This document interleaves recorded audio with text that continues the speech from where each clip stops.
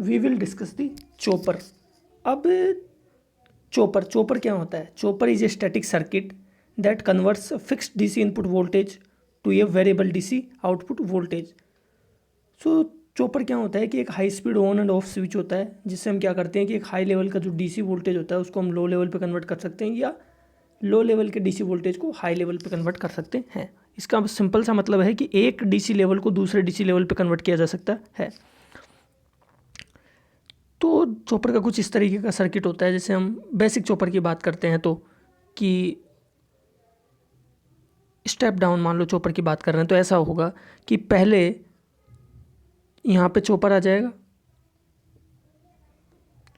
यहाँ पे चॉपर, और जो डायोड होगा ना उसको इस तरीके से अगेंस्ट लगा दिया जाएगा। और ये सर्किट डायग्राम याद होना बहुत ज़्यादा ज़रूरी है। इंडक्टर लोड के साथ सीरीज में लगता है। There is a very much need to remember this circuit. ठीक है, अब इस सर्किट में होगा क्या? जब स्विच ऑन होगा, जैसे ही स्विच ऑन होता है तो सर्किट कंप्लीट हो जाएगा और V0 is equal to VS हो जा रहा है और इंडक्टर चार्ज हो रहा है। इंडक्टर चार्ज हो रहा है तो इसका मतलब क्या हुआ कि आउटपुट जो करंट है ना वो इंक्रीज हो रही है। इंडक्टर का करंट बेसिकली इंक्रीज हो रहा है। ठीक है, अगर इंडक्टर के खिलाफ जब भी इंडक्टर के अक्रॉस वोल्टेज पॉजिटिव होता है तो इंडक्टर चार्ज होने लगता है और इंडक्टर का जो करंट होता है ना वो इंक्रीज होता है। और इस केस में इस पर्टिकुलर केस में IS और I0 बराबर है, क्योंकि जो करंट स्विच से जा रहा है वो सेम करंट आउटपुट से भी जा रहा है। जब चॉपर ऑफ है, जब चॉपर ऑफ की कंडीशन में क्या है, डायोड कंडक्ट करेगा, और डायोड जब कंडक्ट कर रहा है इसका मतलब क्या है कि आउटपुट वोल्टेज 0 हो गया और इंडक्टर क्या करता है, डिस्चार्ज करेगा। ठीक है, इंडक्टर डिस्चार्ज करता है तो करंट क्या करेगा, डिक्रीज करेगा, और जो सोर्स करंट होगा ना वो 0 होगा इस केस में, क्योंकि चॉपर ओपन है। सोर्स करंट का मतलब बेसिकली यहाँ पे IS जो है ना, सोर्स करंट, वो ISW है, मतलब जो स्विच का करंट है वो। ठीक है, तो उस हिसाब से ये आराम से देखा जा सकता है। अब इसका जो डायग्राम बनाया हुआ है ये बेसिकली इसका वेव फॉर्म। यहाँ पे क्योंकि आउटपुट जो इनपुट जो वोल्टेज है ना वो एक कांस्टेंट डीसी लेवल है, तो VS तो ये हो जाएगा। और हम कब चॉपर को कब ऑन कर रहे हैं, ऑफ कर रहे हैं, उसको ऊपर दिखा दिया गया है, तो उसके अकॉर्डिंग हम VS देख सकते हैं कि VS हमने जो अभी ये डिस्कशन किया इसके अकॉर्डिंग हमने VS बना दिया कि जब चॉपर ऑन होगा तो VS आउटपुट आएगा, वरना नहीं आएगा। ठीक है, तो ये आया। उसके बाद हमने ये भी देख लिया कि करंट कैसे इंक्रीज हो रहा है, कैसे डिक्रीज हो रहा है। आई मिनिमम लेवल से, ये जो मिनिमम लेवल है इससे मैक्सिमम लेवल तक करंट कैसे इंक्रीज और डिक्रीज हो रहा है। और जब करंट इंक्रीज हो रहा है इसका मतलब इंडक्टर चार्ज हो रहा है, और जब करंट डिक्रीज हो रहा है मतलब इंडक्टर डिस्चार्ज हो रहा है। यही चीज़ यहाँ पे लिखी हुई है। अब हमको आउटपुट वोल्टेज कैलकुलेट करना है इंडक्टर इसका, इस पर्टिकुलर केस का। तो हम आउटपुट वोल्टेज आराम से, आउटपुट एवरेज वोल्टेज कैसे कैलकुलेट कर सकते हैं कि टोटल टाइम पीरियड में कितने, कि 1 टोटल टाइम पीरियड, और time period for which the voltage is high, और आउटपुट वोल्टेज जिसके लिए आ रहा है। तो ये देखो भाई, तो हम इस चीज़ को लिख सकते हैं कि 1/T VS इंटू T1/T। तो जब इसको हम कैलकुलेट करते हैं तो हमारा जो आउटपुट वोल्टेज का जो वेव फॉर्म आता है ना वो ये आता है, V0 is equal to alpha VS। अब हमको पता है कि अल्फ़ा जो ड्यूटी साइकिल है ना वो तो 1 से कम ही होगा। ठीक है, तो इसका मतलब क्या हुआ कि आउटपुट वोल्टेज जो है ना हमेशा इस केस में आउटपुट वोल्टेज जो है वो इनपुट वोल्टेज से कम आएगा। इसका मतलब क्या है, ये एक स्टेप डाउन चॉपर हमने अभी तक डिस्कस किया है। Now let's move to the next page. Next page is simple.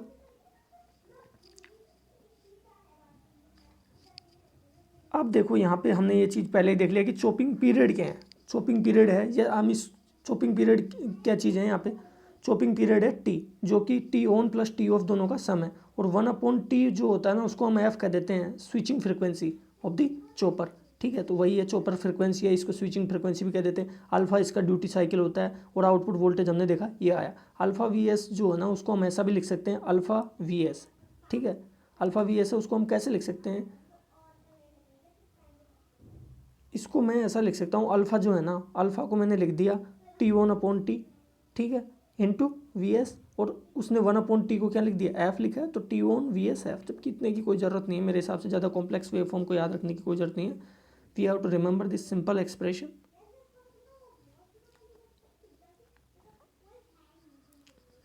Now हमें ये एक चीज़ पता है कि जो इंडक्टर है उसके अक्रॉस जो एवरेज वोल्टेज होता है वो तो जीरो होता है, और मैं दूसरे शब्दों में कह सकता हूँ कि for the average calculation inductor is short circuit.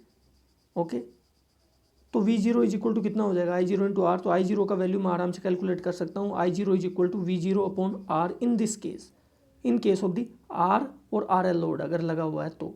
ठीक है, अगर आर एल ही लोड लगा हुआ है तो उसका इक्वेशन ये होता है कि V zero minus E upon R is equal to I, ये उसका इक्वेशन हो जाता है। ठीक है, तो सिंपल बात है कि अगर, क्योंकि हमें पता है कि आर लोड हो चाहे आर एल लोड हो, दोनों के केस में आई जीरो का जो करंट वेव फॉर्म आएगा ना वो सेम ही आएगा, कितना, V zero upon R. R M S value भी निकाल सकते हैं कि कितने टाइम के लिए वो ऑन है, और R M S value simple होता है। देखो कभी भी जब भी कांस्टेंट वोल्टेज लेवल में हमको डील करना होता है ना, तो इनका इक्वेशन सिंपल आ जाता है, कितना कि कांस्टेंट लेवल और कितने टाइम के लिए ऑन है। फॉर एग्जांपल अल्फा टी के लिए ऑन, और टी नीचे आ गया, टोटल टाइम पीरियड, टी से टी कैंसिल आउट हो गया, तो V S under root alpha, ये क्या हो गया, आउटपुट वोल्टेज है टोटल। ओके, सो ये हो गया हमारा output voltage. Now let's, effective input resistance R in क्या है। Look I did not get this one कि how did this came, so put some effort. I don't think so कि this is much important, but still if you remember it is better कि we S upon I S इसने कैसे दिया है इस चीज़ को, कि ये कह रहा है कि इफेक्टिव इनपुट रेजिस्टेंस है ना, वो है कि जो सप्लाई वोल्टेज है और आई एस कितना जा रहा है। अब इसने आई एस को निकाला है कि alpha V S upon R है, मतलब इसने आई एस को कह दिया कि वी जीरो अपॉन आर है बेसिकली। तो how this register has been calculated, you can see that for that. अब इसका एफिशिएंसी तो हम देख सकते हैं, क्योंकि एफिशिएंसी आराम से समझ सकते हैं। एफिशिएंसी क्या है, एफिशिएंसी सिंपल है कि output power upon input power. अब आउटपुट पावर कितना हो जाएगा, आउटपुट पावर सिंपल है कि वी जीरो आर और आई जीरो आर, या फिर हम कह सकते हैं कि वी जीरो आर का whole square upon R output power, और इनपुट पावर कितना है V S upon I zero. Okay, so now let's move to the next page. Step up chopper की बात करेंगे अभी। स्टेप अप चॉपर में क्या है, स्टेप अप चॉपर का सबसे पहले सबसे इम्पोर्टेंट जब भी इन सर्किटों का जो करैक्टरिस्टिक फीचर है ना वो ये है कि इनका भाई साहब सर्किट डायग्राम याद रखो। सर्किट डायग्राम, ये सर्किट डायग्राम हमको हमेशा पता होना चाहिए कि स्टेप अप चॉपर करेगा तो सबसे पहले इंडक्टर को चार्ज करेंगे।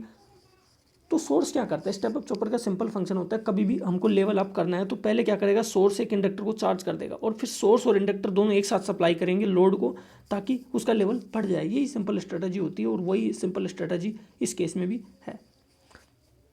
तो यहाँ पे अगर हम देखें तो यहाँ पे क्या है कि जो चॉपर लगाया हुआ है ना वो लोड के, मतलब एक तरीके से इंडक्टर के बाद में यहाँ पे जो पहले हमारा वो था वो उसकी जगह हमारा चॉपर लगाया हुआ है, और जो डायोड है ना उसको इधर लगा दिया। ठीक है, तो जब हम यहाँ से सिंपली देख सकते हैं कि जब चॉपर ऑन है इसका मतलब क्या है कि आउटपुट वोल्टेज तो जीरो हो जाएगा, क्योंकि डायोड कोई कंडक्ट नहीं कर रहा, करंट भी फ्लो नहीं हो रहा लोड से। ठीक है, जब चॉपर ऑन है तो, क्योंकि सारा जो सप्लाई है ना ये वाला लूप बन जाएगा।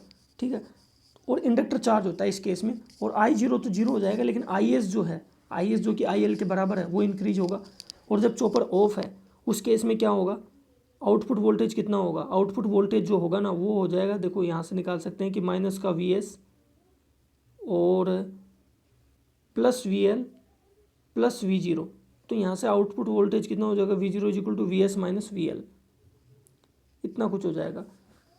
ठीक है, या वी एल वो भी लिख सकते हो, नहीं नहीं नहीं, क्योंकि माइनस और प्लस है ना, sorry I have made the mistake, just make this thing again. क्योंकि देखो जब ऑफ है उस केस में क्या होगा, ये माइनस है ये प्लस है हमें पता है, और ये भी सप्लाई कर रहा है इसलिए ये माइनस प्लस, और ये तो प्लस माइनस है ही, तो ये दोनों क्या करेंगे बेसिकली आउटपुट वोल्टेज के अक्रॉस अपीयर होंगे, तो वही यहाँ पे लिखा हुआ है।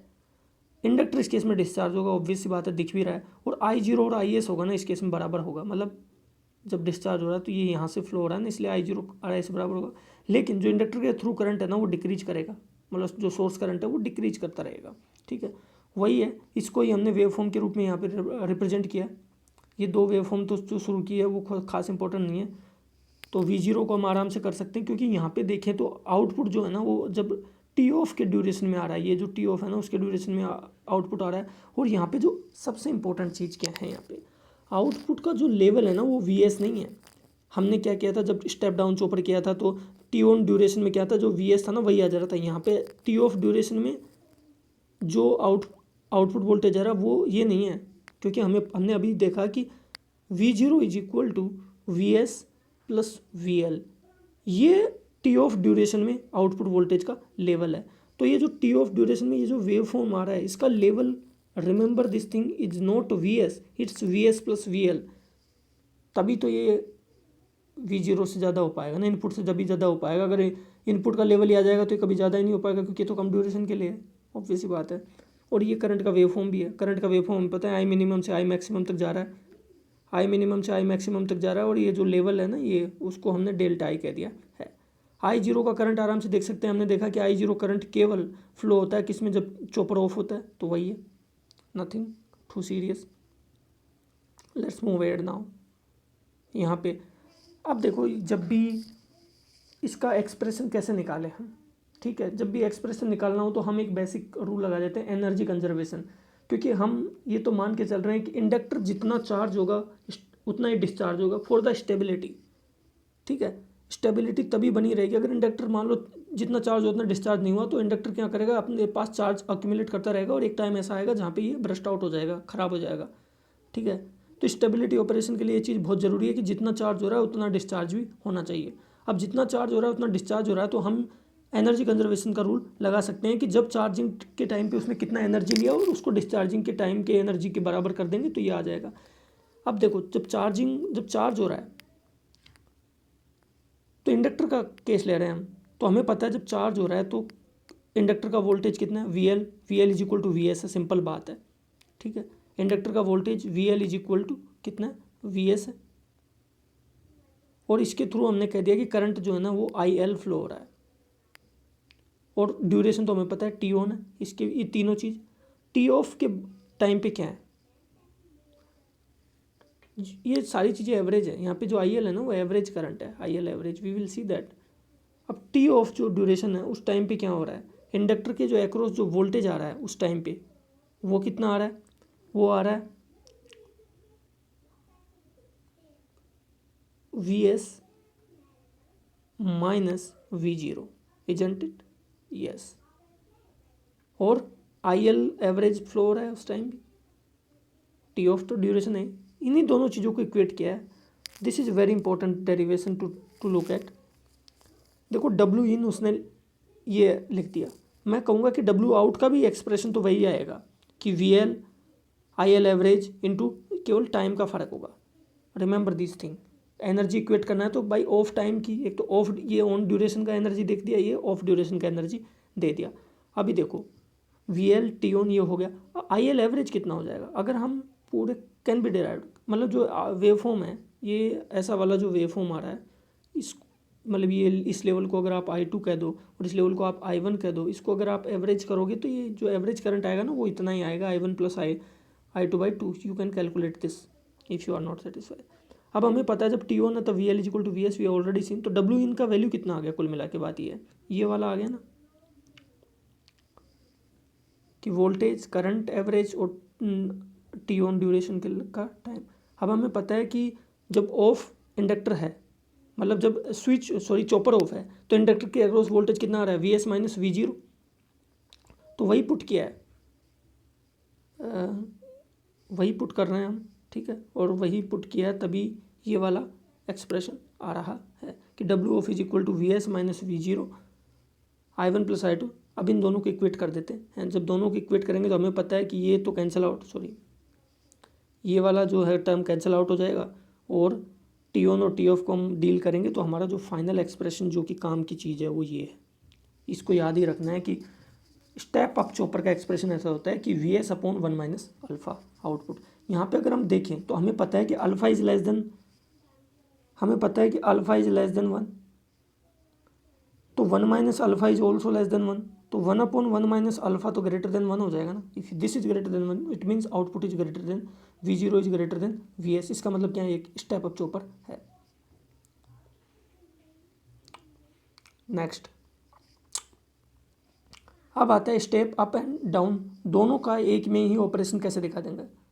The most important thing is the circuit diagram. Remember this thing, circuit diagram जो यहाँ पे हमने लगाया है यहाँ पे हमने एक चीज़ नोट की है कि कैपेसिटर लगाया, उसका फंक्शन देखेंगे, इंडक्टर का फंक्शन देखेंगे, तो हमें पता है कि यहाँ पे भी एक स्टेप अप का ऑपरेशन तो होता है, ठीक है। तो इस पे दोनों की कुछ बात मानेंगे। पहली बार तो बात क्या मानी हमने, पहले वाले एक्सप्रेशन में तो मतलब हमने चॉपर का पोजीशन पहले वाला जो स्टेप डाउन था उसकी जगह रख दिया, लेकिन हमें स्टेप अप का भी कुछ काम करना था। तो क्या करेंगे, स्टेप अप अगर मान लो ऑपरेशन की जरूरत पड़ गई, क्योंकि तो दोनों करेगा, तो हमें पहले इंडक्टर को चार्ज कर लेना है। इंडक्टर चार्ज करेगा तो इसलिए हमने इंडक्टर को क्या किया, यहाँ पे लगा दिया। उसके बाद डायोड को यहाँ लगाया और लोड को यहाँ लगाया, ठीक है। तो तीनों सर्किट को अगर हम एक साथ देख सकते हैं, और तीनों का डिफरेंस जो है ना वो बहुत इंपॉर्टेंट है, जो कि we need to look at. Okay, so let's look, remember this circuit. Now I am going to keep this circuit on, now I am going to the other circuits that we have already discussed. This is step up chopper. Remember this circuit diagram, this is step up chopper. Circuit diagram is everything. This is step up chopper, keep this diagram into the mind. And this is step down chopper. Okay, you can take the screenshot of this and if you want to see something. यहाँ पे जो diagram में वैसा लगा हुआ है। The thing is that अगर हम इन दोनों को क्लियरली नोट करें, मतलब स्टेप अप को और स्टेप अप डाउन को, तो हम एक चीज़ नोट कर सकते हैं यहाँ पे कि यहाँ पे जो डायोड और लोड है ना दोनों मतलब सपोर्टिंग है, जबकि यहाँ पे जो स्टेप अप डाउन में है ना इसमें डायोड अपोजिंग पोजीशन में है। तो ये दोनों चीज़ें चेंज हो जाती है। रिमेंबर दिस थिंग कि लोड और ये अपोजिट में हो गया, मतलब जो पहले वाला था वो इस ऐसे सपोर्ट कर रहा था, ये वाला ऐसे सपोर्ट करेगा, क्योंकि डायोड तो यूनिडायरेक्शनली डिवाइस है ना, इसलिए। Capacitor C tends to maintain the load voltage constant. तो कैपेसिटर का इतना ही फंक्शन है भाई यहाँ तो, कि ये जो आउटपुट का जो वोल्टेज आएगा ना उसको एक कांस्टेंट लेवल पे मेंटेन रखेगा। तो जब चॉपर ऑन है, let's move to the operations now. जब चॉपर ऑन है तो हमें पता है कि वी जीरो को तो भूल जाइए, हाँ वी जीरो। जब चॉपर ऑन है तो वी जीरो का वैल्यू कितना आ रहा है, ये कह रहा है कि V zero is equal to V S is equal to V L. तो ये वी जीरो थोड़ा ही हुआ, this is not V zero. Okay, basically what is the thing here is that, let me explain you a bit. When the diode is, when we turn on the chopper, this inductor will charge, and when we turn off the chopper, तो इस inductor के जो charge था उसकी वजह से क्या होगा, अभी ये लोड में जाएगा पहली बार तो करंट, दूसरा जो करंट है वो कैपेसिटर में जाएगा और इस तरीके से सर्किट कंडक्ट करेगा, ठीक है। अब जब वापस से we are discussing all this thing at steady state, तो जब भी अगर मान लो इंडक्टर जब चार्ज हो रहा होगा तो लोड में करंट कहाँ से जा रहा होगा, कैपेसिटर के थ्रू, क्योंकि कैपेसिटर चार्ज हो गया होगा कुछ, तो दैट्स इट। इसीलिए कैपेसिटर को लगाया है यहाँ के, ताकि एक मेंटेन रखे कांस्टेंट, अदरवाइज तो कहाँ से चार्ज आएगा अगर नहीं किया तो वही है। तो हम देखते हैं कि ऑन में कैपेसिटर चार्ज होता है, सॉरी इंडक्टर चार्ज होता है, और आउटपुट करंट ये कह रहा है कि जीरो है फॉर दिस टाइम, और जो आई एस वाली है वो आई एल के बराबर ही हो जाएगी during off duration. V zero is equal to V L, okay, which is evident. Inductor discharge करेगा, ऑब्वियस ही बात है। आई जीरो इस टाइम पे जीरो नहीं होगा, okay zero. Now let's move to the wave forms. यहाँ पे वेव फॉर्म्स का इतना बड़ा कोई रोल नहीं है कि वेव फॉर्म्स, मेन बेस यहाँ पे इंडक्टर कैसे चार्ज हो रहा है उसका वेव फॉर्म है, उसी से हम बाकी के जितने भी पैरामीटर हैं उनको निकालने की कोशिश करेंगे, ठीक है। तो यहाँ पे क्या है, I one is equal to कितना हो गया, ये वाला, ठीक है। रिमेंबर दिस वेव फॉर्म की, मतलब T on, zero to T on तक क्या करेगा, इंडक्टर चार्ज हो रहा है, फिर उसके बाद टी ऑन से टी ऑफ नहीं आएगा, टी तक इंडक्टर क्या कर रहा है, डिस्चार्ज हो रहा है। Basically this duration is T off, not this particular instant, that need to be remembered, okay. तो अभी हम क्या करते हैं, वही एनर्जी कंजर्वेशन वाला फिर से रूल लगाते हैं to derive the expression of for it. अब हमें पता है कि जब वही वाला एक्सप्रेशन लिखना है हमें, ये वाला एक्सप्रेशन कि इंडक्टर के अक्रॉस, हमें पता है ये बेसिकली ये होता क्या है, इंडक्टर के अक्रॉस जो एनर्जी कंजर्वेशन का रूल लगा रहे हैं हम, तो इंडक्टर के अक्रॉस वोल्टेज, उसके करंट और टाइम, ठीक है, यही तो पावर होता है, एनर्जी यही तो होता है। तो हमें पता है कि देखो करंट तो हमें पता ही है कि I1 + I2 ये हो जाएगा। वोल्टेज हम देख सकते हैं कि जब चार्ज हो रहा है तो इसके अक्रॉस Vs है और टी ऑन ड्यूरेशन के लिए, उसी तरीके से हम टी ऑफ भी देख सकते हैं। करंट तो सेम ही रहने वाला है I1 + I2/2 क्योंकि एवरेज करंट है, टी ऑफ हमें ड्यूरेशन पता ही है। और जब during the chopper of duration, inductor is supplying the energy to the load, that's why V0 is equal to VL, which could be seen into the diagram itself।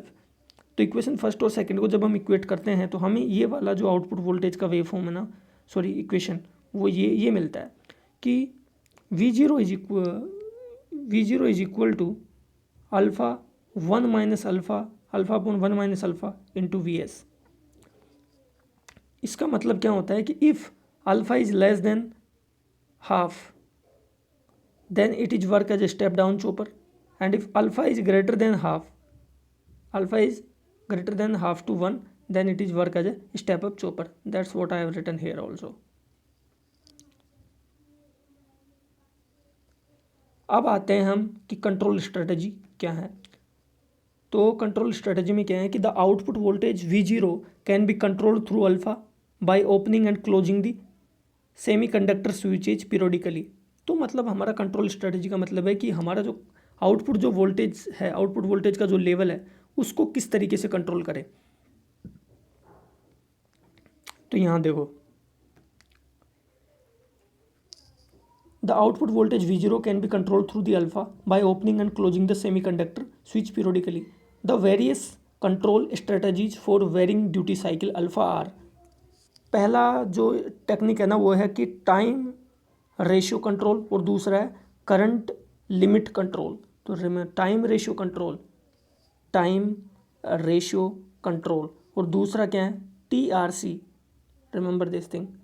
तो ये भी याद रख सकते हैं कि जो टाइम कांस्टेंट होता है कैपेसिटर का वो RC होता है। तो T = RC से हम TRC याद रख सकते हैं। TRC से हम क्या समझे, टाइम रेशियो कंट्रोल, ओके। और अगला होता है CLC, current limit control. CLC जो कोचिंग थी CLC सिक्कर, तो उससे याद रख सकते हैं current limit control. But the main thing is that we have to remember the exact word without relying on the any tricks. Time ratio control, current limit control. So time ratio control में हम करते क्या हैं कि basically जो T on और T का जो टाइम ड्यूरेशन है ना, ड्यूटी साइकिल, उसको वेरी करते हैं। इसका मतलब क्या हुआ कि अगर मान लो मेरे को टाइम रेशियो कंट्रोल की बात कर रहा हूँ मैं अभी, इसका मतलब क्या हुआ कि अगर मान लो मेरे को DC लेवल चाहिए तो मैं अल्फ़ा बढ़ा दूंगा, मतलब ज़्यादा टाइम के लिए टी ऑन रखूँगा तो मेरे को ज़्यादा आउटपुट वोल्टेज मिल जाएगा। अगर मेरे को कम चाहिए होगा तो मैं अल्फ़ा का वैल्यू कम रख दूंगा, टी ऑन कम के लिए होगा और हमें कम आउटपुट वोल्टेज मिल जाएगा। ये स्टेप डाउन की बात हुई। स्टेप अप में भी इसी तरीके से हमने देखा कि जितने भी केस थे उसमें जो आउटपुट वोल्टेज था वो ड्यूटी साइकिल पे डिपेंड कर रहा था। तो अगर हम ड्यूटी साइकिल को वेरी कर देंगे तो ऑब्वियस सी बात है हमारा आउटपुट वोल्टेज का लेवल चेंज किया जा सकता है, चाहे सप्लाई वोल्टेज से कम या ज़्यादा लेवल पे, ठीक है। और करंट लिमिट कंट्रोल क्या होता है उसको हम देखेंगे। उससे पहले हम देख लेते हैं कि जो टाइम रेशियो कंट्रोल होता है ना, वो भी दो तरीके से कंट्रोल किया जा सकता है टाइम रेशियो को। सब वो कैसे, पहला इसका जो टेक्निक होता है ना वो होता है PWM, pulse width modulation technique, pulse width modulation system. और सेकंड वाला होता है variable frequency system. Pulse width modulation तो अभी हमने जो डिस्कस किया वही वाला है कि जो T1 का ड्यूरेशन है ना वो चेंज कर देंगे हम यहाँ पे, ठीक है। So the variation of the T1 means adjustment of the pulse width. T1 का मतलब क्या हुआ कि मान लो मेरा T1 है, पहले मेरा T1 ये था, मुझे कम लेवल चाहिए तो मेरा T1 मैंने ये रख दिया, और अगर मुझे ज़्यादा चाहिए तो मैंने मेरा T1 ये रख दिया। तो मैं क्या कर रहा हूँ, मेरा T तो कांस्टेंट ही है, ठीक है, T यहाँ भी यही वाला है, T यहाँ भी यही वाला है, लेकिन मैं क्या कर रहा हूँ, अब मेरे को सप्लाई के अकॉर्डिंग मैं क्या कर रहा हूँ, जो T1 है ना उसको चेंज कर रहा हूँ। बेसिकली मैं अल्फ़ा T को चेंज कर रहा हूँ, अल्फ़ा को चेंज कर रहा हूँ, पल्स विड्थ को चेंज कर रहा हूँ, इसीलिए इसको PWM टेक्निक कहते हैं। और आउटपुट वोल्टेज इस तरीके से वेरी कर रहा हूँ by keeping the T constant. अगर T कॉन्स्टेंट इसका मतलब क्या है, स्विचिंग फ्रिक्वेंसी कॉन्स्टेंट है, ओके, क्योंकि F switching frequency is equal to कितना होता है 1/t। तो अगर मेरा टी कांस्टेंट है इसका मतलब मेरा स्विचिंग फ्रिक्वेंसी कांस्टेंट है, दैट्स इट। तो यही चीज़ बोली हुई है यहाँ पे कि here the T on is varied but the chopping frequency F और the chopping period T is kept constant. तो हम यहाँ देख सकते हैं कि इस केस में हमको जो आउटपुट वोल्टेज है, एवरेज आउटपुट वोल्टेज है, वो कम चाहिए, इसलिए हमने टी ऑन कम रखा है। यहाँ पे हमको थोड़ा ज़्यादा चाहिए तो हमने टी ऑन ज़्यादा रख दिया। जो सेकंड वाला केस होता है ना, हम उसमें हम करते क्या है कि जो टी ऑन होता है ना उसको तो फिक्स रखते हैं लेकिन टी को वेरी कर देते हैं। इसका मतलब क्या हुआ कि मान लो मेरा टी ऑन मैंने इतना ही रखा, ठीक है, और दोनों ही केस में मेरा टी ऑन सेम है, लेकिन इस वाले केस में मेरा क्या था, टी ए था। तो मेरा क्या है, जो अल्फ़ा है, जो कि क्या होता है टी ऑन अपॉन टी, इसका वैल्यू मान लो 1 है, 0.5 है, और मैं यहाँ क्या कर रहा हूँ, टी को घटा के मैंने इतना कर दिया। तो अभी क्या होगा, टी ऑन टी के कंपेरिजन में काफ़ी ज़्यादा हो गया। तो जो टी ऑन अपॉन टी का जो रेशो था वो लगभग 0.8 या मतलब ग्रेटर देन 0.5 होगा। इसका मतलब क्या हुआ कि अल्फ़ा बढ़ गया, इसका मतलब हम आउटपुट वोल्टेज एक तरीके से हमने बढ़ा ही दिया। उल्टा भी हो सकता है कि इस केस में मान लो मेरा टी ये था, अगर मुझे कम चाहिए तो without varying the pulse width मैंने टी को बढ़ा दिया। अब टी के कंपैरिजन में टी ऑन का वैल्यू कम हो गया, इसका मतलब क्या हो गया, अल्फा का वैल्यू कम हो गया। अगर अल्फा का वैल्यू कम हो गया तो आउटपुट वोल्टेज का वैल्यू कम हो गया, that's it.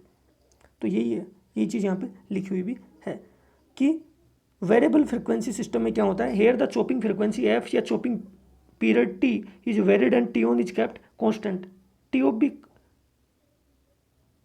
T off kept, या फिर हम ऐसा, हाँ बिल्कुल ये भी कर सकते हैं कि टी ऑफ भी कांस्टेंट रख सकते हैं, similarly just like the T on. Okay,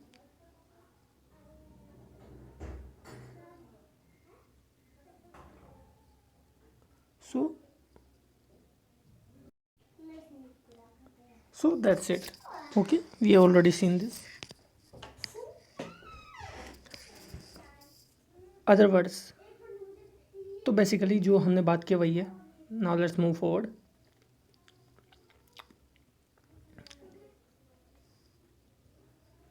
तो ये तो वही है, उसका जो एक्सप्लेनेशन जो हमने एक्सप्लेन किया है वही है, ये लिख दिया है बेसिकली वर्ड में। अभी हम आगे कहाँ मूव करते हैं, current limit control, CLC technique पे। सीएलसी, जो सीएलसी टेक्निक है उसका क्या फिनोमेना है, इसमें क्या करते हैं कि हम जो करंट होता है उसको हम एक पर्टिकुलर दो लेवल्स के बीच में वेरी करवाते हैं, और ये कहते हैं कि हम कि जो वोल्टेज आउटपुट होगा उसके अकॉर्डिंग ये वेरी कर रहा है। इसका मतलब क्या हुआ कि जब करंट इंक्रीज कर रहा है वो उस टाइम हम मान लेते हैं कि ये चॉपर ऑन है, जब करंट डिक्रीज कर रहा है उसको कह देते हैं कि हम इस टाइम पे चॉपर ऑफ है। और इस पीरियड को जो लेवल्स है दोनों, उसको हम लेवल्स को या पीरियड को हम अलग अलग रेट पे वो करवा सकते हैं, इंक्रीज करवा सकते हैं। जैसे कि मान लो मैंने इसका लेवल जो है वो थोड़ा बढ़ा दिया, तो अभी ये ग्राफ कैसा आएगा यहाँ तक, और यहाँ जब ग्राफ यहाँ तक आएगा तो जो नीचे का जो टी ऑन बनेगा वो भी यहाँ तक बनेगा। इसका मतलब क्या हुआ कि लेवल बढ़ गया। अगर मैं लेवल को छोटा कर दूँ, लेवल को छोटा कर दूँगा तो यहीं तक आएगा, यहीं तक आएगा तो क्या हो जाएगा, जो टी ऑन का लेवल है वो भी घट जाएगा। तो इस तरीके से मैं क्या करूँगा, जो करंट है, करंट के लेवल जो हैं कि आई मिनिमम और आई मैक्सिमम, इस लेवल को चेंज करता हूँ मैं, और इस लेवल को चेंज करके कितना इसमें नीचे आउटपुट उसी से देखता हूँ। If I zero max and I zero minimum change, देखो ये लिखा हुआ भी है यहाँ पे, तो टी ऑन और टी ऑफ चेंज होता है, will change and eventually output voltage will also change. Hence in this strategy T on and T off the chopper circuit is guided by a prior set values of load current. Okay, तो इसमें हमने क्या करते हैं कि हम जो current है उसके आई मैक्स और आई मिनिमम को सेट कर देते हैं, और उसके अकॉर्डिंग टी ऑन और टी ऑफ गाइड हो जाता है। और टी ऑन जब टी ऑफ गाइड हो जाता है तो उसके अकॉर्डिंग हमारा जो आउटपुट लेवल है वो भी गाइड हो जाता है। ठीक है, तो these two sets of values I zero max and I zero minimum when the load current reaches I0 maximum, chopper is switched off, and when the load current, and now the load current freewheels and begins to decay exponentially, and when falls to I0 minimum, chopper will switch on, and वही लिखा हुआ है जो theory में लिखा हुआ है simply. Okay, so now let's move to the next. तो हमने देखा कि क्या है, अब हम प्रैक्टिकली यूज कौन सा करते हैं। हमने देखा कि सीएलसी जो होता है ना वो कॉम्प्लेक्स होता है। टीआरसी में भी दो हमने देखे कि एक तो था कि जो फ्रिक्वेंसी वेरिएशन वाला था जिसमें हम टी को ही चेंज कर रहे थे, तो इसमें क्या हो जाता है कि इसके डिसएडवांटेज ये हैं कि difficult to design the filter to select a particular frequency. Second होती है कि प्रॉब्लम ऑफ इंटरफेरेंस, हम मान लो फ्रिक्वेंसी चेंज करेंगे तो ये भी हो सकता है कि किसी पर्टिकुलर और भी फ्रिक्वेंसी, बहुत सारे फ्रिक्वेंसी लेवल हमको सेट करने पड़ेंगे, उनका बीच में इंटरफेरेंस हो सकता है, ठीक है। और इसकी वजह से क्या होता है कि अगर मान लो टी हमने ज़्यादा सेलेक्ट कर दिया और हमको लेवल कम चाहिए मान लो, तो टी ऑफ भी ज़्यादा हो जाएगा, ठीक है। और इसकी वजह से क्या हो जाएगा कि आई जीरो हो सकता है कि डिसकंटिन्यूस हो जाए। इसीलिए हमारा बेटर मोड होता है ना, वो होता है PWM, जो हमने देखा था कि टी ऑन का लेवल से चेंज करते हैं, वो हमारा बेटर मोड होता है। अब हम डिवाइड करते हैं कि चॉपर्स जो होते हैं ना उनको अब हम पढ़ते हैं, जो मेन टाइप ऑफ चॉपर है उनको टाइप्स ऑफ चॉपर है। तो पहला टाइप होता है type A chopper, first quadrant chopper. Okay, first quadrant chopper है, इसमें क्या किया हमने, लोड लगाया है। इसकी जो सिमिलरिटी है ना वो एकदम हमारी step up step down chopper की है। यहाँ पे चॉपर लेवल लगा दिया हमने, लेकिन इसमें क्या किया हमने, one thing which could be seen here clearly is that inductor जो था हमारा, पहले हमने उसको ऐसा लगाया था, इंडक्टर को क्लियरली शो कर रहे थे और आर को हम क्लियरली शो कर रहे थे। यहाँ हम वो चीज़ें शो नहीं कर रहे हैं, यहाँ पे हमने जो लोड है उसको हमने इंक्लूड कर दिया है। इस तरीके से हमने मान लिया कि इसके अंदर इंडक्टर होगा, वही चीज़ है। और बेसिकली ये किया क्या हो जाता है, ये मोटर का जो लेवल होता है ना उसको जो डीसी मोटर होता है उनके डीसी मोटर या कोई अदर लोड होता है आर, जो क्योंकि हमें पता है कि प्रैक्टिकल लोड तो RL या RLE नेचर के ही होते हैं, ठीक है। तो एल उनके अंदर में इनहेरेंट होता है, इसलिए कोई ज़रूरत नहीं है, यहाँ पे हमने लोड दिखा दिया इस तरीके का। और द बेस्ट थिंग और most important thing is to remember this circuit diagram, without this circuit diagram nothing can be possible. और यहाँ हमने कमेंट्री लिखा है इसका कि जब चॉपर ऑन है तो आउटपुट जो वोल्टेज है वो इनपुट वोल्टेज के बराबर है और I0 IS के बराबर है, और जब चॉपर ऑफ है तो आउटपुट वोल्टेज 0 हो जाएगा और and I0 will not be equal to IS and at the same time it won't be equal to 0, because current जो क्या हो जाएगा, फ्री व्हील कर जाएगा फ्री व्हीलिंग डायोड से कंटिन्यू टू फ्लो। और अब ये जो हमने भाषण दिया है उसको हमने क्या किया है कि ये यहाँ पे ग्राफ में शो कर दिया हमने कि देखो जब टी ऑन है तो जो इंडक्टर है वो चार्ज हो रहा होगा, तो ये इंक्रीज कर रहा है, फिर डिक्रीज कर रहा है, इंक्रीज कर रहा है, डिक्रीज कर रहा है। Okay, this current level could be constant.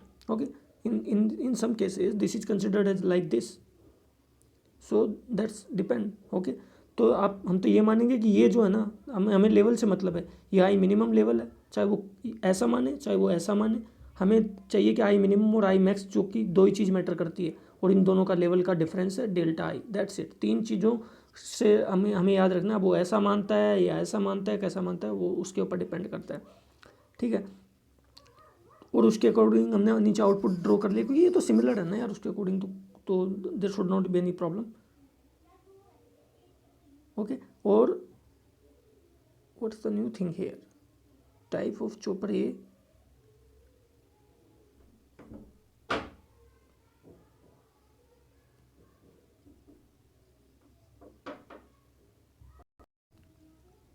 So the level जो एक्सप्रेशन आएंगे ना इसके, जो क्लास ये चॉपर है, टाइप ये चॉपर है, या इसको हम फर्स्ट क्वाड्रेंट चॉपर भी कह देते हैं।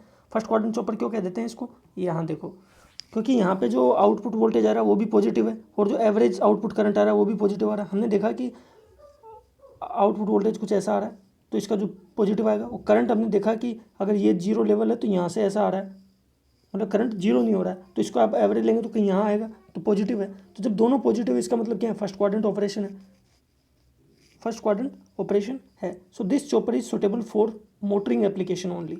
Okay, so look at this, ये लिखा हुआ है कि ये केवल मोटरिंग एप्लीकेशन के लिए सुटेबल है, और ये एक स्टेप डाउन चॉपर भी कहते हैं इसको, स्टेप डाउन चॉपर ही है, क्लास ए टाइप चॉपर को स्टेप डाउन चॉपर कह दिया है। Now let's discuss the class B chopper, type B chopper या क्लास बी चॉपर कहते हैं इसको सेकंड क्वाड्रेंट चॉपर भी कहते हैं। और यहाँ पे एक बहुत ही जो सिग्निफिकेंट फीचर है इसका, वो ये है कि यहाँ पे जो लोड होना चाहिए ना वो डीसी मोटर होना चाहिए, और डीसी मोटर लोड हमको पता है RLE लोड होता है, RLE लोड को डीसी मोटर लोड भी कहते हैं, ये होता है RLE, ठीक है। विदाउट RLE लोड, और मैं कह सकता हूँ कि विदाउट RLE लोड के बिना ये जो टाइप बी चॉपर है ना वो पॉसिबल ही नहीं है, ठीक है। So the load must be RLE in this case, RLE load ही होना चाहिए मस्ट। ऐसा क्यों, रीजनरेटिव ब्रेकिंग पढ़ते हैं, उसके बाद समझ में आएगा कि ऐसा क्यों होता है। ये इसलिए होता है, रीजनरेटिव ब्रेकिंग का प्रिंसिपल ये है कि to slowing down the motor by converting its kinetic energy in a form that can be stored और इमीडिएटली यूज्ड। हम क्या करते हैं कि जो डीसी मोटर होता है ना, ये रहा डीसी मोटर, ये बहुत स्पीड से घूम रहा है, अभी हमको इसका स्पीड को धीरे करना है, तो हम क्या करते हैं, इसका जो काइनेटिक एनर्जी होता है ना, उसको हम एक ऐसी फॉर्म में कन्वर्ट करते हैं ताकि उसको स्टोर भी किया जा सके और उसको इमीडिएटली यूज भी किया जा सके। तो बेस्ट तरीका क्या है कि हम क्या करते हैं कि इसका जो काइनेटिक एनर्जी था ना, उसको हमने इलेक्ट्रिकल एनर्जी में स्टोर करके हमने बैटरी चार्ज कर लिया। ठीक है, बैटरी चार्ज कर लिया तो हमें पता है कि यूज हो जाएगा। तो जब ये बैटरी इस लोड को, बहुत लंबी बैटरी लगा दी बहुत ज़्यादा, तो ये लोड मान जाएगी, इसको लोड मान जाएगी, तो मतलब क्या हो जाएगा, इसकी स्पीड धीरे हो जाएगी। इसी को रीजनरेटिव ब्रेकिंग कहते हैं। Remember that, slowing down the motor by converting its kinetic energy into A form that can be stored और इमीडिएटली यूज्ड, ये होता है रीजनरेटिव ब्रेकिंग। लेट्स डिस्कस कि how this is the second. इसका जो circuit diagram है वो ये रहा, बहुत इंपॉर्टेंट है टू रिमेंबर दिस। हमने ये चीज़ पहले ही देख लिया, देखो कि यहाँ पे लोड तो आरएलई है, हमने लगा भी दिया आरएलई लोड। ये जो है चॉपर, उसका स्टेप अप चॉपर की तरह नहीं है, इसका ऑपरेशन स्टेप अप चॉपर की तरह नहीं है, तो वो हम देखेंगे कि क्यों नहीं है। ठीक है, वो इसीलिए नहीं है कि अब देखो इसका जो CH2 है ना, वो तो जो लोड के पैरेलल में लगा दिया, आरएलई लोड के पैरेलल में CH2, और जो सोर्स है उसको ऑपोजिट करते हुए हमने डायोड D2 लगा दिया। अब यहाँ पे अगर हम देखें तो जब चॉपर ऑन है उसका हम फंक्शन देखेंगे कि ऐसा क्यों कर रहे हैं हम। जब चॉपर ऑन है, क्योंकि ये एक तरीके का क्या है, डीसी मोटर है। ठीक है, ये डीसी मोटर है, मैं बता रहा हूँ कि ये आरएलई जो लोड है ना, वो डीसी मोटर है, और ये डीसी मोटर क्या करेगा, इस डायोड के थ्रू ये जो VS वाला बैटरी है ना, इसको चार्ज करेगा। कहीं उल्टा मत समझ लेना, यहाँ जो आरएलई है ना, डीसी बैटरी, ये इसको स्टोर करेगा, इसको कहते हैं रीजनरेटिव ब्रेकिंग। तो जब चॉपर ऑन है तो क्या कर रहा है, इस तरीके से करंट फ्लो हो रहा है, तो V0 तो जीरो हो जाएगा, एंड इंडक्टर चार्ज होता है through the load and battery, और I0 फ्लोज थ्रू द ये दे रखा है। जब चॉपर ऑफ हो जाता है तो ये, जब हमने जैसे ही चॉपर को ऑफ किया तो ये जो मोटर है वो VS जो लोड है ना, उसको पावर सप्लाई करना चालू कर देगी, and now the current flow through the D2 and the source. So the power flow from load DC motor to the source VS, hence here the kinetic energy of the DC motor is used to charge this battery VS। तो इसको कहते हैं regenerative application होता है इस type के chopper का। अगर हमें इसका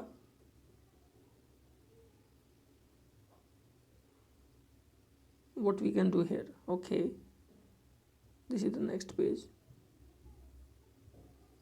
okay, look at here कि ये सेकंड क्वाड्रेंट ऑपरेशन है, उसको हम और डिटेल में देख लेते हैं। हमें पता है जब T ऑन हो रहा है तो क्या हो रहा है। अब यहाँ पे हम एक चीज़ देख सकते हैं, ये रहा, just look at this for a minute.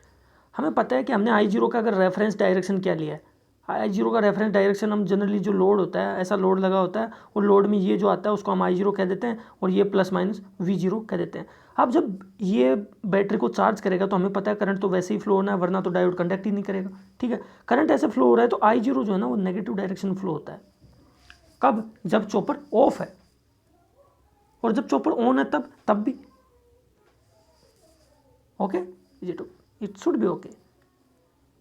तो हम एक चीज़ देख पा रहे हैं यहाँ पे कि जो करंट है ना, जब चॉपर ऑन है तो क्या कर रहा है, इंडक्टर जो है ना, जब चॉपर ऑन होगा तो बेसिकली इंडक्टर चार्ज होगा, लेकिन इंडक्टर किस डायरेक्शन में चार्ज होगा, नेगेटिव डायरेक्शन में चार्ज होगा, क्योंकि ये बैटरी है और ये इंडक्टर है। तो इंडक्टर क्या करेगा, प्लस माइनस इस डायरेक्शन में चार्ज होगा, जबकि हमारा जो आउटपुट वोल्टेज है वो क्या है, प्लस और माइनस ये वाला पोलैरिटी है। तो ये इंडक्टर जो है ना, नेगेटिव पोलैरिटी से चार्ज हो जाएगा, और जो करंट है ना वो इंक्रीज होगा।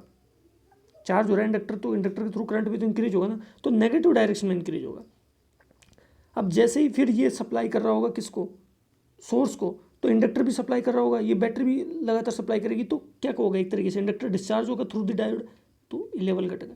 मतलब ओवरऑल चीज़ नेगेटिव में ही, अगर हम इसका एवरेज लेंगे तो इंडक्टर का करंट नेगेटिव में ही एवरेज आएगा, नेगेटिव ही आएगा ओवरऑल, इस तरीके का कुछ ठीक है। लेकिन आउटपुट वोल्टेज अगर हम देखें तो पहले 0 था और फिर क्या आ रहा था, हमने देखा उसके बाद में कि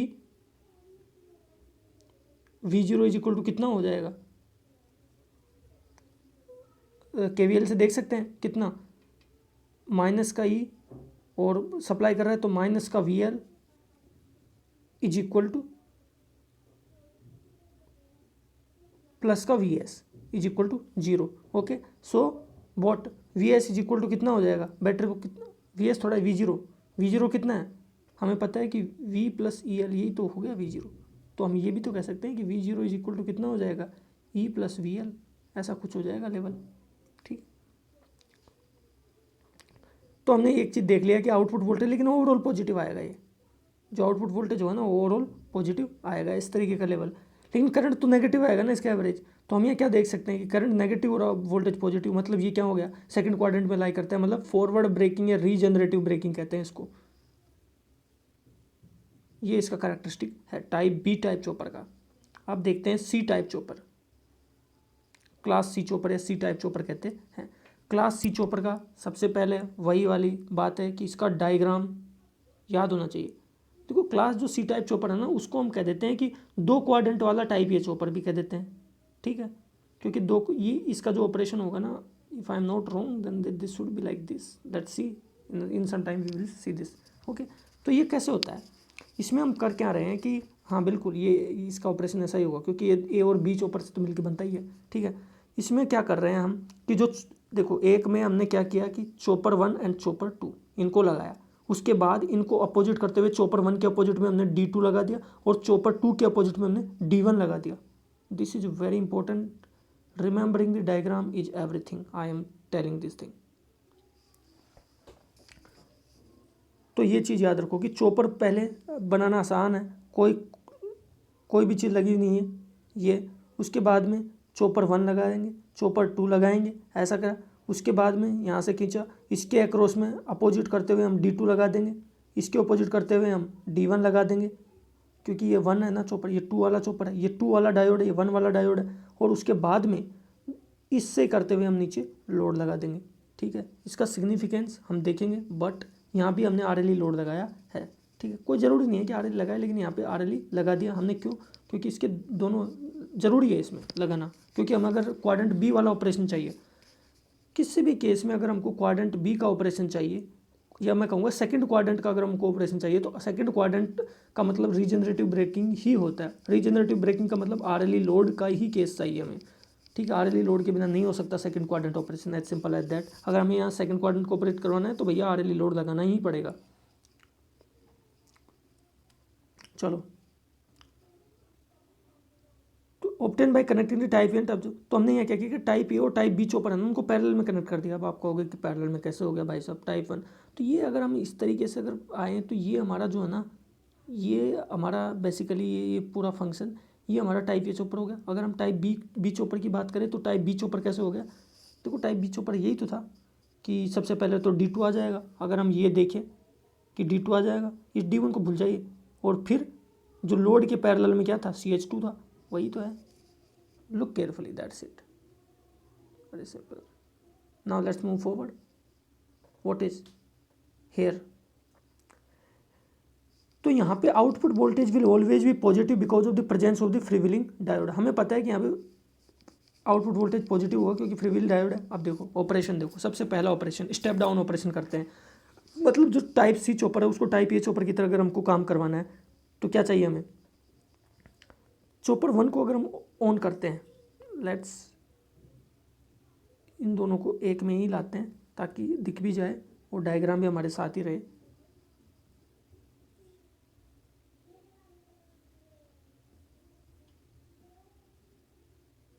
अरे भाई चलो छोड़ो।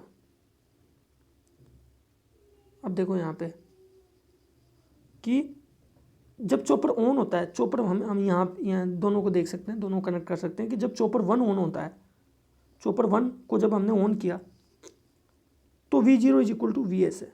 चॉपर 1 को ऑन किया हमने, चॉपर 1 को अगर हमने ऑन करते हैं, चॉपर 1 को हमने ऑन किया तो हमें पता है ये दोनों शॉर्ट हो गए, तो basically V0 is equal to VS हम देख सकते हैं। और इंडक्टर चार्ज हो रहा है इस टाइम पे, सीधा लोड में जा रहा है ना, ये चॉपर ऑन होते ही लोड में जा रहा है, क्योंकि D1 तो अपोजिट में लोड में जा रहा है, तो क्या हो जाएगा, इंडक्टर इससे क्या हो रहा है, चार्ज हो रहा है, और इंडक्टर के थ्रू करंट भी बढ़ रहा होगा, I0 बढ़ रहा होगा। जब चॉपर 1 को हम ऑफ कर देते हैं, ठीक है, जब चॉपर 1 को ऑफ कर दिया तो ये जो इंडक्टर है वो किस डायोड से डिस्चार्ज होगा, डिस्चार्ज होगा, ठीक है, इंडक्टर क्या होगा, डिस्चार्ज हो जाएगा। किसके थ्रू डिस्चार्ज होगा, D1 के थ्रू डिस्चार्ज होगा, क्योंकि ये इस तरीके से डिस्चार्ज होगा, ठीक है, ये इतना बड़ा नहीं है इसलिए इस तरीके से डिस्चार्ज होगा, ठीक है। तो वही है उसका जो, तो यहाँ पे क्या होगा, V0 और I0 दोनों पॉजिटिव होंगे इस केस में। अब हम CH2D2 वाला लोड लेते हैं, केस लेते हैं, स्टेप अप चॉपर या टाइप बी चॉपर कहते हैं, क्वाड्रेंट 2 चॉपर भी कह देते हैं इसको, ठीक है। इस केस में क्या हो जाएगा, मतलब जब चॉपर 2 को ऑन करते हैं तो आउटपुट वोल्टेज 0 हो जाएगा, लेट्स सी, बिल्कुल, क्योंकि अगर चॉपर 2 को ऑन कर दिया तो मतलब क्या हो गया, आउटपुट शॉर्ट सर्किट हो गया, तो 0 हो गया, ठीक है, 0 हो गया, और इंडक्टर क्या होगा, चार्ज होगा, क्योंकि ई से चार्ज हो रहा है, आपकी बार इंडक्टर करंट बढ़ेगा, और जब ऑफ है केस तो आउटपुट वोल्टेज 0 हो जाएगा, क्योंकि D2 से शॉर्ट होगा, D2 से फ्लो होगा output voltage, no no no no, look we are off, जब ऑफ है जब डायोड, जब चॉपर 2 ऑफ है तो V0 is equal to VS हो जाएगा, और करंट नेगेटिव में फ्लो होगा, क्योंकि अब की बार क्या कर रहा है, ई सप्लाई कर रहा है, ठीक है, तो करंट का डायरेक्शन बदल गया, लोड एक तरीके से सप्लाई कर रहा है, जब लोड सप्लाई कर रहा है तो करंट का डायरेक्शन बदल गया ना, वो डिस्चार्ज होता है inductor through D2, that's it. तो अगर हम इसका पूरा फंक्शन देखें, पूरा अगर हम इसका expression through the diagrams, then this is look like something like this, CH1 और CH2, यहाँ पे हमने क्या किया, CH1 CH2 के ऑपरेशन, पहले CH1 को जब हमने ऑन किया तो हमने देखा कि इंडक्टर चार्ज हुआ, फिर हमारा क्या हुआ, D1 से डिस्चार्ज होकर फिर से 0 पे आ गया, फिर हमने CH2 ऑन किया तो नेगेटिव डायरेक्शन में चार्ज हो गया इंडक्टर, और फिर हमने D2 के थ्रू क्या हो गया, वापस से डिस्चार्ज हो गया इन द नेगेटिव डायरेक्शन, तो फिर से 0 आ गया। तो बेसिकली क्या हुआ कि एक पूरा जो साइकिल बना CH1 D1 CH2 D2, उसमें इंडक्टर चार्ज, पॉजिटिव में चार्ज होके डिस्चार्ज होके, फिर नेगेटिव में चार्ज होके डिस्चार्ज होके, फिर से उसी पोजीशन पे आ जाता है 0 पे। और this is very essential for the stability of the operation और स्टेबिलिटी ऑफ द इंडक्टर, कि जितना चार्ज हुआ है उतना ही डिस्चार्ज भी होना चाहिए, वरना तो क्या होगा, इतना चार्ज हो इतना ही डिस्चार्ज हो, तो फिर जब नेगेटिव में चार्ज होगा तो उतना नहीं हो पाएगा, तो ये पूरा एकदम रैंडम वेव फॉर्म बन जाएगा, उससे कोई मतलब नहीं है। स्टेबल ऑपरेशन के लिए ये सारे फंक्शन जरूरी है। तो CH1 ऑन है या CH2 ऑन, अब देखो, तो ये चीज़ हमने देखी, यहाँ से दो चीज़ें नोट कर सकते हैं हम कि V0 is equal to VS दो केस में होता है, कि जब चॉपर 1 ऑन हो या फिर V0 is equal to VS के लिए दो कंडीशन चाहिए हमें, कि या तो चॉपर 1 जो है वो ऑन हो या फिर चॉपर 2 जो है वो ऑफ हो, और V0 इज इक्वल टू 0 होगा जब या तो चॉपर 1 ऑफ हो या चॉपर 2 ऑन हो। Okay, so the overall what we can say that दोनों ही केस में जो आउटपुट वोल्टेज आएगा ना वो तो पॉजिटिव है, लेकिन जो करंट है ना that can be positive and that can be negative, and that came to the conclusion that this is a operation of two quadrant first and second.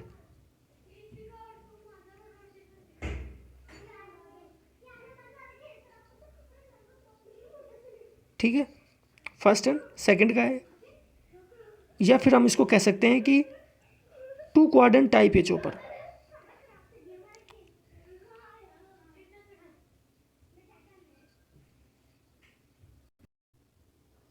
Next is type D chopper, या इसको हम कह सकते हैं कि two quadrant type B chopper. यहाँ पे क्या है, the arrangement is the most important thing, this arrangement, look at this arrangement. यहाँ पे देखो, हमें क्योंकि सेकंड क्वाड्रेंट में ऑपरेशन नहीं करना है तो यहाँ पे RL लोड भी चलेगा, दौड़ेगा, ठीक है, क्योंकि यहाँ पे क्या है, हम फर्स्ट और फोर्थ क्वाड्रेंट में ऑपरेशन कर रहे हैं, ठीक है। डी में क्या करते हैं, तो रिमेंबर दिस थिंग, कि इन द सी, जब हमने चॉपर डिस्कस किया था सी चॉपर, उसमें क्या कर रहे थे हम, फर्स्ट और सेकंड में कर रहे थे, और टाइप डी में क्या कर रहे हैं हम, फर्स्ट और फोर्थ में कर रहे हैं ऑपरेशन, ठीक है। तो यहाँ पे देखो क्या है, the most important thing is that एक ब्रांच में हम लगाएंगे CH1 और D1 को एक दूसरे के ऑपोजिट करते हैं, सी मतलब आमने सामने से, ठीक है। तो ऐसा this arrangement is must to remember कि यहाँ पे CH1 लगाया, फिर उसी ब्रांच में हमने D1 लगा दिया ऑपोजिट करता हुआ, यहाँ पे हमने D2 लगा दिया फॉरवर्ड करता हुआ, यहाँ पे हमने CH2 लगा दिया, ठीक है। और इन दोनों पॉइंट के बीच में हमने क्या कर दिया, लोड लगा दिया, ठीक है। तो अगर हम यहाँ से देखें तो जब चॉपर 1 ऑन होगा, तो हमें पता है कि जब चॉपर 1 ऑन है अगर, तो किस तरीके से फंक्शन करेगा। चॉपर 1 अगर ऑन है हमारा, तो इस तरीके से क्या होगा, लोड करंट इस तरीके से फ्लो होगा, करंट पॉजिटिव डायरेक्शन में ही फ्लो होगा, इंडक्टर चार्ज होगा जो RL लोड का है, और V0 इज इक्वल टू कितना हो जाएगा, VS, क्योंकि यहाँ पे क्या हो रहा है, जब दोनों ऑन है, इस देखो हमने CH1 और CH2 दोनों को एक साथ ऑन किया है, तो ये वाला सर्किट बनेगा।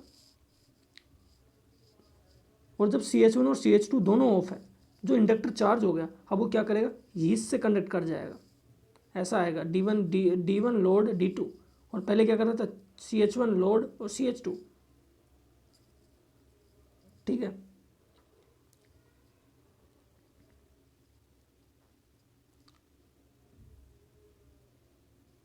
तो ये चीज़ है। तो अगर हम यहाँ से डायग्राम देखें, तो जब CH1 और CH2 ऑन है, तो हमारा क्या है, हमने देखा कि इंडक्टर चार्ज हो रहा है, इंडक्टर चार्ज हो रहा है, इंडक्टर चार्ज हो रहा है, और आउटपुट वोल्टेज कितना है, प्लस का VS है। और जब CH1 और CH2 दोनों ऑफ है, तो हम क्या कर रहे हैं, हमारा D1 और D2 कंडक्ट कर रहा है, और इंडक्टर क्या कर रहा है, डिस्चार्ज कर रहा है, और इंडक्टर डिस्चार्ज के साथ साथ आउटपुट जो वोल्टेज ना -VS आ रहा है। तो यहाँ पे बेसिकली हम नोट कर सकते हैं कि +VS और -VS के बीच में वेरी कर रहा है output voltage, okay. The second important thing to be note here is that, यहाँ पे हम CH1 और CH2 को एक साथ ऑपरेट कर रहे हैं, कि या तो इन दोनों को एक साथ ऑन करेंगे या इन दोनों को एक साथ ऑफ करेंगे for the first and fourth quadrant operation. This is a very important characteristics to be, ठीक है। और अगर हम यहाँ पे देखें तो ओवरऑल हम एक चीज़ क्लियरली देख सकते हैं यहाँ पे कि आउटपुट वोल्टेज जो है ना वो नेगेटिव हो भी सकता है, क्योंकि हो सकता है कि हमने मान लो ऑन कम टाइम के लिए किया और ऑफ ज़्यादा टाइम के लिए कर दिया, तो नेगेटिव ज़्यादा टाइम के लिए रहेगा आउटपुट वोल्टेज, और पॉजिटिव कम के लिए रहेगा। तो हो सकता है कि जो हमारा एवरेज वोल्टेज है ना वो नेगेटिव आ जाए, ये भी हो सकता है कि हमारा आउटपुट पॉजिटिव आ जाए। लेकिन एक चीज़ तो फिक्स है यहाँ से कि करंट हमेशा पॉजिटिव ही आएगा। इसका क्लियर इंडिकेशन क्या हो गया कि ये एक फोर्थ क्वाड्रेंट ऑपरेशन को इंडिकेट कर रहा है, जो कि ये चीज़ क्लियरली कहता है कि output voltage can be positive और negative, but output current should be always in the positive sense, okay. So अगर यहाँ पे हम देखें, अगर मान लो ऑन टाइम जो है, अभी हमने देखा ऑन टाइम अगर ज़्यादा है ऑफ टाइम से, या मैं कहूँ कि अल्फा इज ग्रेटर देन 0.5, तो जो आउटपुट वोल्टेज आएगा ना वो पॉजिटिव रहेगा, और आउटपुट वोल्टेज पॉजिटिव रहेगा, और करंट तो हमें पता है पहले से ही पॉजिटिव है, तो ये क्या होगा, फर्स्ट क्वाड्रेंट ऑपरेशन है। और अगर दोनों बराबर हो गए तो चलो छोड़ो उसको, और अगर लेकिन टी ऑन अगर कम है टी ऑफ से, मतलब अल्फा जो है हमारा जो ड्यूटी साइकिल है वो लेस देन 0.5 है, तो जो हमारा आउटपुट वोल्टेज आएगा ना वो नेगेटिव आएगा, और ये क्या हो जाएगा, थर्ड क्वाड्रेंट नहीं, ये फोर्थ क्वाड्रेंट ऑपरेशन हो जाएगा, ठीक है, फोर्थ क्वाड्रेंट ऑपरेशन हो जाएगा, ठीक है। थर्ड क्वाड्रेंट गलत लिखा हुआ है।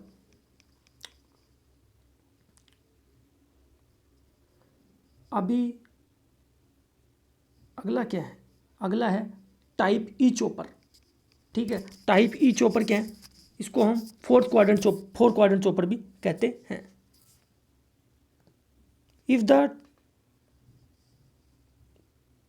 if quadrant 2 operation is involved in any type of chopper, then load must contain L and E। समझ रहे हो कि अगर क्वाड्रेंट 2 की बात हो रही है कि क्वाड्रेंट 2 के लिए E होना बहुत मस्ट है, L भी होना बहुत मस्ट है, ठीक है।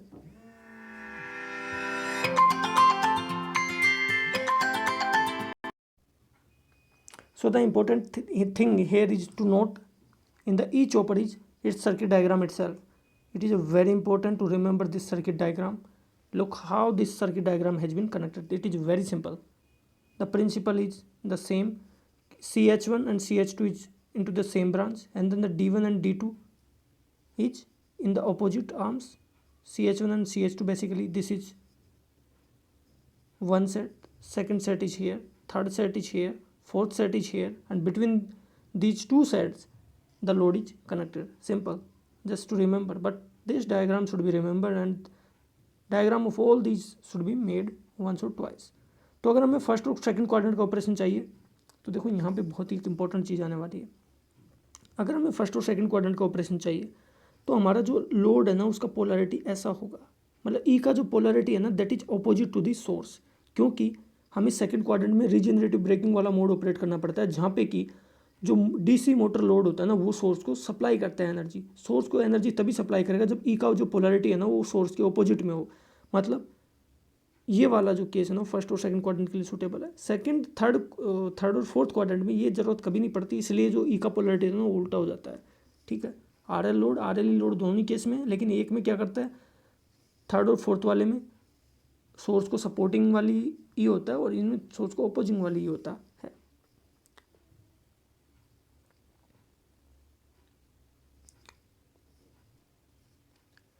अब देखो इसका ऑपरेशन कैसे देखेंगे. चारों जो क्वाड्रेंट है ना उनका ऑपरेशन देखना बहुत इंपॉर्टेंट है, कब कौन से क्वाड्रेंट के लिए क्या ऑपरेशन होगा.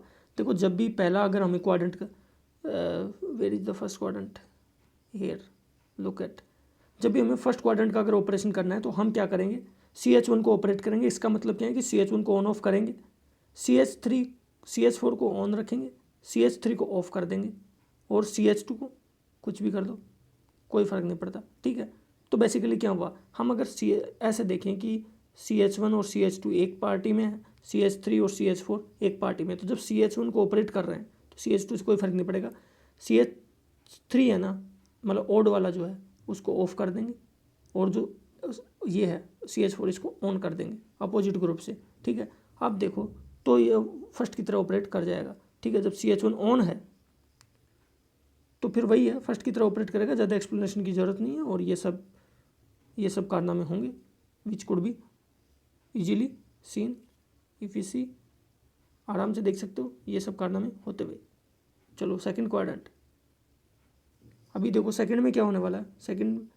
सेकंड के लिए क्या करेंगे, CH2 को हम ऑपरेट कर देंगे, इवन वाला है ना, तो CH2 को जब हम ऑपरेट करेंगे तो बाकी जितने भी है ना उनको ऑफ कर देंगे. ठीक है, ये होता है और ये CH2 की तरह काम कर जाएगा. ये सब लिखा हुआ है यहाँ पे देख भी चाहिए. CH3 को जब वो करते हैं तो हम क्या करेंगे, क्योंकि हमें पता है दो ग्रुप है, तो जो CH3 को ऑपरेट कर रहे हैं तो CH4 के साथ कुछ नहीं करेंगे, लेकिन CH1 जो है ना उसको ऑफ कर देंगे क्योंकि ओड वाला है, और जो CH2 है उसको ऑन कर देंगे. ठीक है, और यहाँ पे पोलैरिटी का मस्ट बी रिवर्स्ड, ये लिखा हुआ भी है यहाँ पे कि polarity of the E must be reversed. ये सब लिखा हुआ है कि CH3 का जो क्या होगा फिर उसके बाद में note to be point to be noted here. अभी चौथे क्वाड्रेंट का ऑपरेशन देखते हैं, फोर्थ क्वाड्रेंट का ऑपरेशन. फोर्थ क्वाड्रेंट में सिंपल है कि CH4 को ऑपरेट करेंगे, बाकी सबको ऑफ रखेंगे. तो अगर मैं समरी करूँ इस पूरे का कि ये क्या होगा वो क्या होगा, ये सब तो यहाँ से पढ़ा जा सकता है पूरा एकदम, कि ये मैंने पूरा एकदम इसका पूरे का समरी लिख दिया है यहाँ पे कि क्वाड्रेंट फर्स्ट में क्या इसके क्या ऑपरेशन होंगे और क्या किसको ऑपरेट करेंगे, ये सब क्या डिस्चार्ज होगा क्या चार्ज होगा लोड का सप्लाई, ये सब लिख दिया. लेकिन इसका एक बहुत ही क्रक्स में मैंने समरी यहाँ पे लिखा है, ये रहा. अब देखो हमें पता है कि CH1 CH2 का एक ग्रुप है, CH3 और CH4 का एक ग्रुप है. ठीक है, तो जब हम ओड वालों को ऑपरेट कर रहे हैं तो क्या होता है कि मान लो CH1 को मैं ऑपरेट कर रहा हूँ तो ये ओड है ना 1 है. ठीक है, तो मैं क्या करूँगा कि CH2 को तो छोड़ दो, इसका तो कोई फ़र्क नहीं पड़ता, अपने साथी से तो ये कोई फ़र्क नहीं पड़ता, लेकिन जो अपना ओड साथी है ना वो इसको चलेगा नहीं, वो हमेशा ऑफ होना चाहिए इसके लिए, और जो दूसरा वाला है वो ऑन हो जाना चाहिए. सिमिलरली जब CH2 को मैं ऑन कर रहा हूँ ना, CH3 को जब मैं ऑन कर रहा हूँ, ओड वाला का ऑपरेशन देख रहे हैं, इसको अपने साथी से कोई फ़र्क नहीं पड़ेगा, और अपना जो अपोजिट वाला साथी है ना ये नहीं चाहिए, इसको तो ऑफ कर दो भाई साहब, और मुझे ये चाहिए इसको ऑन कर दो. अब इवन वालों का ऑपरेशन देखते हैं. देखो CH2 में क्या करता है, खुद ही ऑपरेट करेगा, बाकी सबको ऑफ कर दो. इसी तरीके से CH4 खुद ही ऑपरेट करेगा, बाकी सबको ऑफ कर दो. ठीक है, तो यही चीज़ लिखी हुई है यहाँ पे. In the next lecture we will discuss its operations with the clear